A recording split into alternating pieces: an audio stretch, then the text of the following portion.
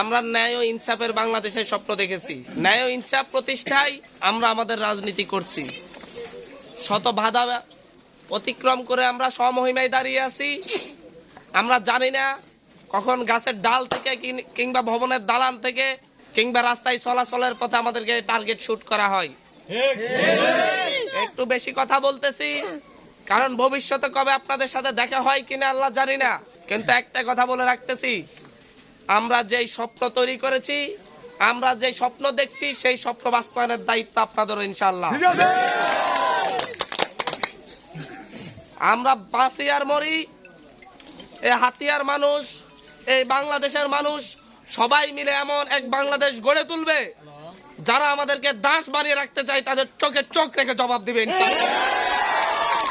ভবিষ্যতে আমাদের সীমান্তে মানুষজনকে হত্যা করার আগে 10 বার ভাবতে বাধ্য হবে তারা। তাদেরকে এমন জবাব এই বাংলাদেশের মানুষ দিবে। ভবিষ্যতে বাংলাদেশের রাজনীতিতে, অর্থনীতিতে, বাংলাদেশের কৃষিখাতে, বাংলাদেশের প্রত্যেকটা সেক্টরে হস্তক্ষেপ করার আগে তারা 15 বার ভাববে ইনশাআল্লাহ।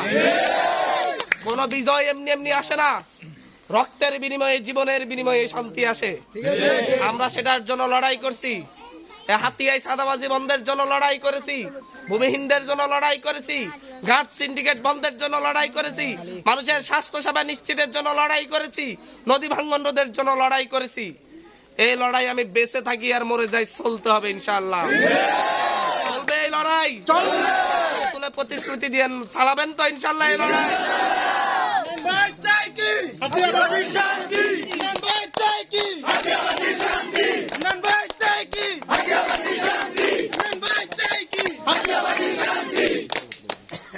আমরা আপনাদের কাছে এসেছি, আপনাদের অনেক চাহিদা আছে, দাবি দেওয়া আছে। সব দাবি দেওয়া, নদী ভাঙ্গন বলেন, মসজিদ বলেন, রাস্তা বলেন, সব দাবি দেওয়াই আমাদের জানা, কোনোটাই অজানা নয়। কিন্তু সর্বাঙ্গে ব্যথা ওষুধ দিব কোথা?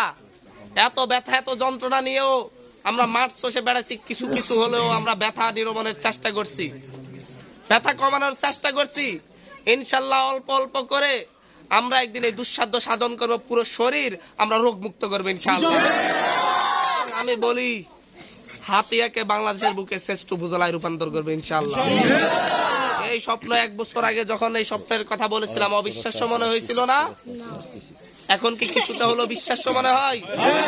কিছুটা হলো বিশ্বাস্য মনে হয়? সঙ্গ দিয়েন, দেখবেন প্রতারিত করব না। সঙ্গ দিয়েন, দেখবেন আপনাদেরকে ছেড়ে যাব না। সঙ্গ দিয়েন, দেখবেন পূর্ণ যত বস্তা পচা রাজনৈতিক ব্যবস্থা আছে সবগুলা মারি আমরা নতুন রাজনৈতিক ব্যবস্থা গড়ে তুলবো ইনশাআল্লাহ। সঙ্গ দিলে, সাহস দিলে ইনশাআল্লাহ পরিবর্তন সম্ভব। সর্বশেষ শুধু 2টা লাইন বলবো। একটা কথা, পরিবর্তনের স্বপ্ন, নতুনের স্বপ্ন সবাই দেখতে পারে না, একমাত্র সাহসীরাই দেখতে পারে, যাদের জীবনের পরোয়া থাকে না। আবারও বলতেছি, নতুনের স্বপ্ন, পরিবর্তনের স্বপ্ন সবাই দেখতে পারে না, একমাত্র সাহসীরাই পারে, যাদের জীবনের মায়া থাকে না। আমরা জীবনের মায়া নিয়ে ঘুরি না, আমরা মুক্তির দিশা দেখি, আমরা মুক্তির জন্য লড়াই করি। সর্বোপরি একটা কথা বলি, শেষ করতেছি, এটা সর্বশেষ লাইন। এই লড়াই মানুষের, এই লড়াই কৃষকের, এই লড়াই শ্রমিকের, এই লড়াই জনতার, সর্বোপরি এই লড়াই হাতিয়ার। এবং আমাদের সবাইকে মিলে, এই হাতিয়ার সবাইকে মিলে এই লড়াইয়ে অবশ্যই অবশ্যই আমাদেরকে জিততেই হবে ইনশাআল্লাহ। আমরা যদি এবার হেরে যাই, আমাদের ভবিষ্যৎ প্রজন্ম, আমাদের পরবর্তী আপনাদের যাদের সন্তানরা রয়েছে, ভবিষ্যতে আমাদের যাদের সন্তান হবে, প্রত্যেকের জন্য আমরা একটা অনিশ্চিত হাতিয়া, অনিশ্চিত বাংলাদেশ রেখে যাচ্ছি, এটা মনে রাখবেন। আমাদের ভবিষ্যৎ প্রজন্মের জন্য হলেও একটা সুন্দর হাতিয়া, একটা সুন্দর বাংলাদেশ বিনিময়ে সকলকে সাহসী ভূমিকা রাখার জন্য উদাত্ত আহ্বান জানাচ্ছি ইনশাআল্লাহ। ইনকিলাব জিন্দাবাদ। ভারতীয় আধিপত্য থেকে এই বাংলাদেশের মানুষ মুক্তি পাবে, পাবে, পাবে ইনশাআল্লাহ। খবরের কাগজ, নিখাদ, নির্ভীক, নিরপেক্ষ।